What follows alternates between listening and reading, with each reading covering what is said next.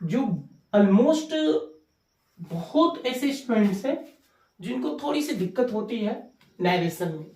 तो नैरेशन को क्लियर करने के लिए सबसे पहले कौन सा टॉपिक्स को कवर करना जरूरी होता है, तो आप ऐसे नहीं, दो तीन टॉपिक्स है, tense and narration, sorry parts of speech है। पार्ट्स ऑफ स्पीच तो आगे की जितने भी टॉपिक पढ़िएगा सभी में पार्ट्स ऑफ स्पीच मेन होता है, और पार्ट्स ऑफ स्पीच को बिना स्टडी किए हुए आप अगले टॉपिक को जैसे टेंस है, वॉइस है, नरेशन एंड ट्रांसफॉर्मेशन, बहुत सारे टॉपिक्स है, उनको क्लियर नहीं कर सकते।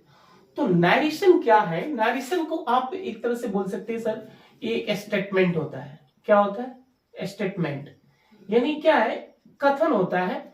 जैसे आप स्पीकर 1 ले लीजिए और स्पीकर 2 लीजिए। ओके, स्पीकर 2, तो स्पीकर 1 और स्पीकर 2 के बीच में कन्वर्सेशन जो होती है, जो नैरेटिव होता है, जो कोई कथन हो गया, उसको बोला जाता है, स्टेटमेंट को ही आप नैरेशन कर सकते हो। नैरेशन को एक और वर्ड से जाना जाता है, जैसे आप बोल सकते हो कि सर इसको डायरेक्ट और इनडायरेक्ट के रूप में जानते हैं। डायरेक्ट और इनडायरेक्ट, तो आप किसी तरह से बोल सकते हो डायरेक्ट नैरेशन और इनडायरेक्ट नैरेशन। कोई भी बात जो होती है वो दो फॉर्म में होती है, एक तो डायरेक्ट कोई बोलता है और दूसरा इनडायरेक्ट। यानी एक ऐसी बातें होती है, एक ऐसा स्टेटमेंट होता है जो पहला स्पीकर जो है वो उस बात को एकदम सिंपल वे में बोला, और स्पीकर 2 क्या बोलता है कि उसी बात को वो अपने अंदाज में अगर बोल दिया, उसमें कुछ अलग सेंटेंस, अलग वर्ड्स लगा के बोल दिया, उसमें मिक्स कर दिया, तो वो इनडायरेक्ट हो जाता है। तो आप बहुत ऐसी बातें सुने होंगे कन्वर्सेशन में एक दूसरे के बीच में, यार बोलना है तो डायरेक्ट बोलना, इनडायरेक्ट क्यों? तो घुमा फिरा के जो बातें बोली जाती है उसको आप इनडायरेक्ट में स्पीकर 2 में, स्पीकर 2 के भी रूप में बोल सकते हैं। और जो डायरेक्टली जो बातें होती है सिंपल वे में, जैसे आपको कोई सेंटेंस दिया जाए यहाँ पे, जैसे यहां लिखा गया ही सेड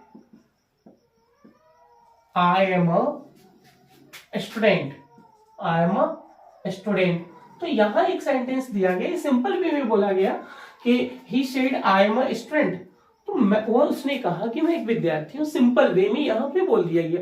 लेकिन इसी बात को अगर इनडायरेक्ट में बनाते हो तो क्या हो जाएगा? He said that he was a student. तो इसके कहने का मीनिंग चेंज हो गया ना। He said that he was a student, उसने कहा कि वो एक विद्यार्थी था। ऊपर वाले सेंटेंस में क्या है कि उसने कहा कि मैं एक विद्यार्थी हूं, तो यहाँ पे टेंस चेंज हो रहा है, पार्ट्स ऑफ स्पीच चेंज हो रहा है। तो नरेशन को सॉल्व करने के लिए, नरेशन की किसी भी क्वेश्चंस को सॉल्व करने के लिए भाई आपको क्या चाहिए? पार्ट्स ऑफ स्पीच क्लियर होनी चाहिए। पार्ट्स ऑफ स्पीच में सबसे इंपॉर्टेंट भूमिका क्या होता है आपको नरेशन के लिए? वो होता है वर्ब और प्रोनाउन। ये तो इतना इंपॉर्टेंट है, वर्ब और प्रोनाउन। तो किसी भी बड़े टॉपिक्स को क्लियर करने के लिए वर्ब्स और प्रोनाउन दोनों को कवर करना पड़ेगा। अगर जिनका कॉन्सेप्ट वर्ब और प्रोनाउन क्लियर नहीं है, इस दोनों टॉपिक का अगर कॉन्सेप्ट क्लियर नहीं है, आपसे नरेशन हिलेगा नहीं।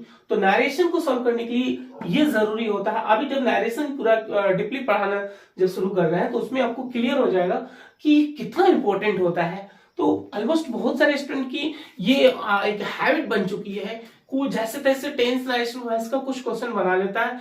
देखिए ट्रांसलेशन बनाना ही मेन बात नहीं है। ट्रांसलेशन अगर कुछ डाल लिए तो इसका मतलब ये नहीं कि इंग्लिश का कॉन्सेप्ट क्लियर हो गया। अगर नाउन प्रोनाउन का डिफिनेशन याद कर लिए, वर्ब का डिफिनेशन याद कर लिए, टेंस का डिफिनेशन याद कर लिए, तो आपका इंग्लिश कंप्लीट नहीं होने वाला है। जब तक आपका कॉन्सेप्ट क्लियर नहीं होने वाला है, जब तक आप क्वेश्चंस को सॉल्व नहीं करने वाले हो, जब तक क्वेश्चंस नहीं सॉल्व हो रहा है किसी भी टॉपिक्स का, तब तक आपसे इंग्लिश ग्रामर में तो समझ लीजिए कि आप जो है अभी जीरो है। अभी स्टार्ट करना है, अभी सीखना है, बहुत सारा चीज सीखना है। तो इसलिए जो भी टॉपिक्स पढ़ना उसका कॉन्सेप्ट क्या है, उसका बेसिक कॉन्सेप्ट क्या है, बेसिक कॉन्सेप्ट इंग्लिश ग्रामर में सबसे इंपॉर्टेंट क्या है कि पार्ट्स ऑफ स्पीच को कवर करो। और पार्ट्स ऑफ स्पीच को जितना ज्यादा से ज्यादा बेसिक्स पढ़िएगा ना, उतना ज्यादा आपका कॉन्सेप्ट क्लियर होने वाला है। ये नहीं कि जल्दीबाजी में करके फोकस करना है, दिखाना है किसी को, तो दिखाने की व्यू से पढ़ते रहिएगा तो बर्बाद होना ही है, उसमें कोई दो राय नहीं है। तो इसलिए नरेशन को समझने के लिए जो स्टेटमेंट होता है, वो स्टेटमेंट में क्या वर्ब है क्या, उसके बाद प्रोनाउन है, फिर उसका नाउन कैसे चेंज हो रहा है, उसका टेंस कैसे चेंज हो रहा है, ये सारे चीज का हम लोग डिस्कशन करने वाले हैं इस क्लास में।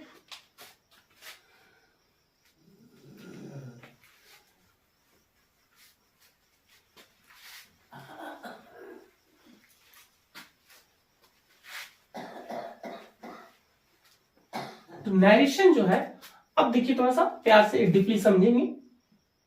नरेशन, नरेशन को आप स्पीच भी बोल सकते हो। क्या बोल सकते हो? स्पीच भी बोल सकते हो। इसको जो है अगर डिवाइड किया जाए तो सबसे पहले मैं एक बात बता दूं, अगर कोई आपसे पूछता है कि बेटा नरेशन क्या है, भाई नरेशन क्या है, सर जी नरेशन क्या है, तो आप बोल सकते हो sir narration is a statement. Only statement का एक जिक्र दे दीजिएगा, ये स्टेटमेंट है, इसको कथन बोलते हैं। और नरेशन हो, स्पीच हो, या आप इसको डायरेक्ट नरेशन, इनडायरेक्ट नरेशन बोलो, ये सबका मीनिंग क्या होता है? स्पीच होता है, सॉरी हाँ कथन होता है, स्टेटमेंट होता है, कथन ही होता है। तो नरेशन दो तरह का होता है, एक डायरेक्ट और एक इनडायरेक्ट।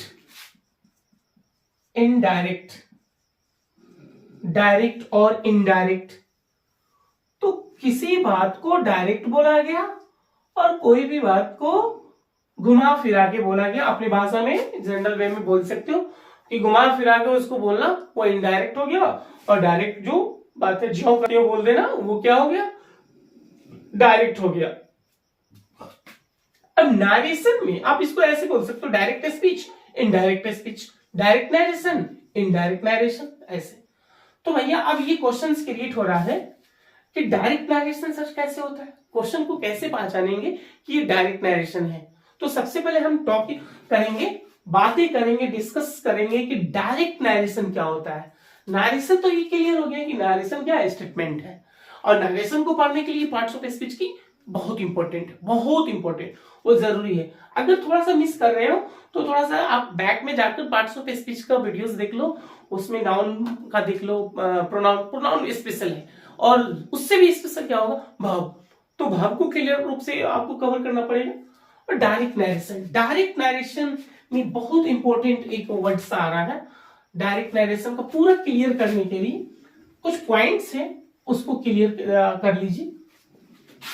डायरेक्ट नरेशन में जो है आप पहचानो, नरेशन को पहचानो। डायरेक्ट नरेशन क्या बोलिएगा? Direct narration. डायरेक्ट नरेशन जो है उसकी पहचान क्या है, उसकी आइडेंटिफिकेशन क्या है, कैसे पहचानेंगे कि ये सेंटेंस डायरेक्ट नरेशन है? फर्स्ट पॉइंट, डायरेक्ट नरेशन जो होता है वो दो पार्ट में होता है। वो दो पार्ट में होता है। एक पार्ट को बोलते हैं रिपोर्टिंग क्लॉज, रिपोर्टिंग क्लॉज, ठीक है, एक पार्ट को रिपोर्टिंग क्लॉज बोलते हैं और दूसरे पार्ट को रिपोर्टेड स्पीच बोलते हैं। रिपोर्टेड स्पीच बोलते हैं। ओके भाई, कंसेप्ट समझो, कंसेप्ट की कमी है। रिपोर्टिंग क्लॉज और रिपोर्टेड स्पीच, हाँ ये बहुत लोगों के दिमाग में ये कंसेप्ट है कि सर इसको रिपोर्टिंग वर्ब बोलते हैं। रिपोर्टिंग वर्ब, तो भैया मेरी रिपोर्टिंग वर्ब को बता रहा हूं, ये क्यों नहीं अभी है? रिपोर्टिंग वर्ब और रिपोर्टेड स्पीच ऐसे लोग बोल देते हैं कि ये रिपोर्टिंग वर्ब है और reported speech. Direct narration has been divided into two parts, reporting clause और reported speech, not reporting clause. Reporting clause इसका पार्ट है, बट वो कैसे होगा वो अभी क्लियर करता हूं।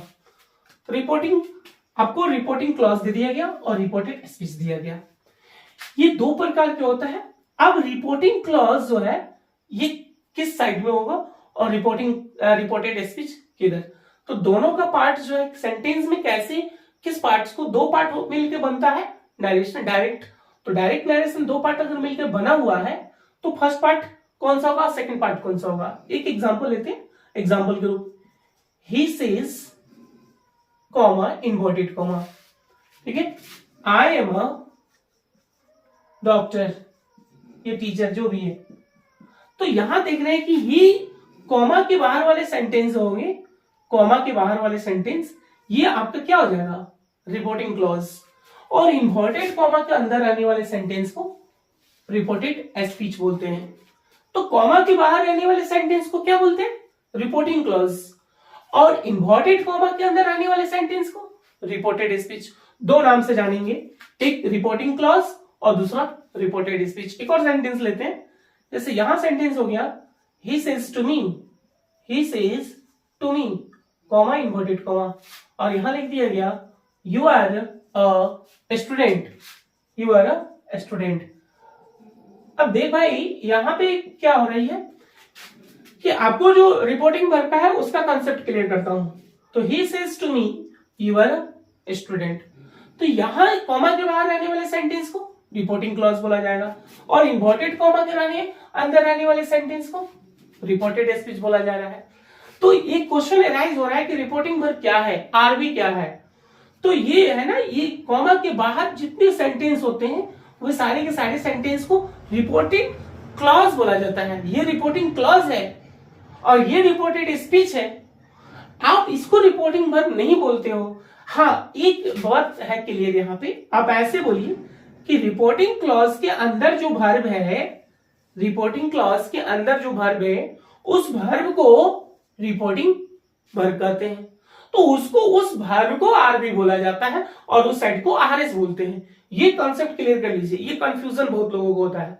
कॉमा के बाहर पूरे के पूरे सेंटेंस क्या है, उस सेंटेंस को क्लॉज बोलते हैं, और वो क्लॉज का नाम क्या है, रिपोर्टिंग क्लॉज, और उसमें जो वर्ब का यूज हुआ है वो आपका रिपोर्टिंग वर्ब होगा। राइट, यहां पे कोई प्रॉब्लम नहीं क्रिएट होने वाली है। तो ये अभी पहचान में हो गई कि रिपोर्टिंग क्लॉज जो होता है वो पूरा कॉमा के बाहर वाले सेंटेंस होता है, और रिपोर्टेड स्पीच जो होता है वो इन्वर्टेड कॉमा के अंदर वाले सेंटेंस होता है।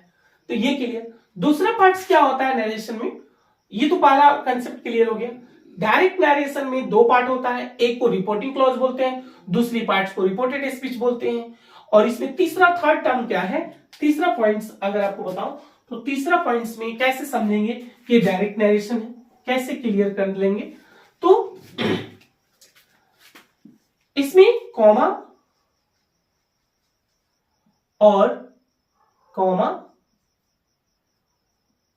इन्वर्टेड कॉमा होता है, इन्वर्टेड कॉमा होता है। राइट, तो अभी ना बताएं कि कॉमा और इन्वर्टेड कॉमा क्या होता है। तो कॉमा से बाहर रहने वाले सेंटेंस को क्या बोलते हैं, रिपोर्टिंग क्लॉज, और इन्वर्टेड कॉमा के अंदर रहने वाले सेंटेंस को क्या बोलते हैं, रिपोर्टेड स्पीच। ये कॉन्सेप्ट भाई आपको क्लियर करना होगा, तब जाके आगे का पार्ट्स जो है ये क्लियर करना होगा। तो इतना जिसको क्लियर है वो नरेशन में सबसे पहले क्या चीज है कि अगर मैं तो मेरे बारे में जानिएगा ना, मैं क्या कौन हूं, क्या पढ़ाता हूं, क्या करता हूं, तब ना जाके आगे वीडियो आप स्टॉप करके देखिएगा। या सबसे पहले जानकारी लेना, कहीं भी डॉक्टर के पास जा रहे हो, किसी डॉक्टर के पास, तो उसका अब ये फिजिशियन है कि सर्जन है, वो जांच करते हो ना, उसके बारे में सर्च करते हो, तब वहां पे जाते हो।